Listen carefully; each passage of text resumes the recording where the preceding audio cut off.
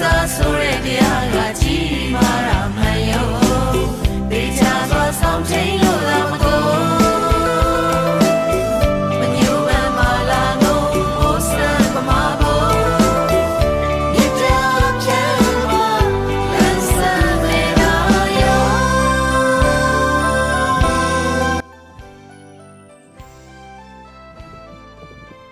ဘုရားသာသနာစေရန်တိတ်တူ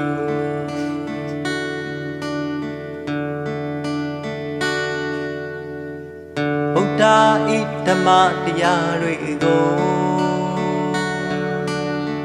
လောက၌မပပြောက်ရစေဖို့နိကတောဘာသာ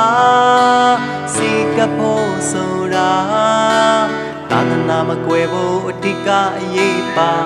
သွန်သင်တတ်သောမြတ်တန်ခါ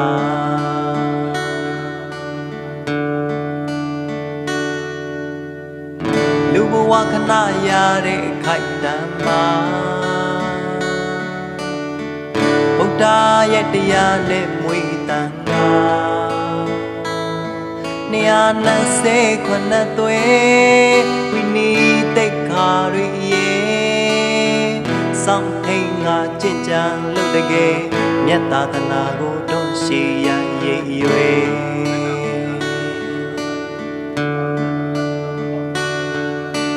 ဒီလာအားဤဝပါတိသမာဓိတရားရင့်ကျက်တည်ကြည်ဘုံပညာကြီးမားလာပါ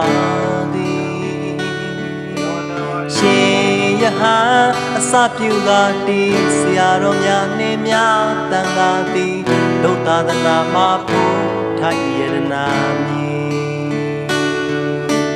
ဘာသာအကျိုးထံဖို့ကတိသာသနာတကုံထုံးပါရောင်ကြည်ဓမ္မလမ်းပြသာသနာအာဇာနည်တရားစိတ်ပွားထူးမြတ်စွာတည်စေပြလက်မိုးခိုက်ပါသည်အထူးပြေငါညီဦးတင်ကြောပါမည်ဗုဒ္ဓသာသနာစီရန်တိတ်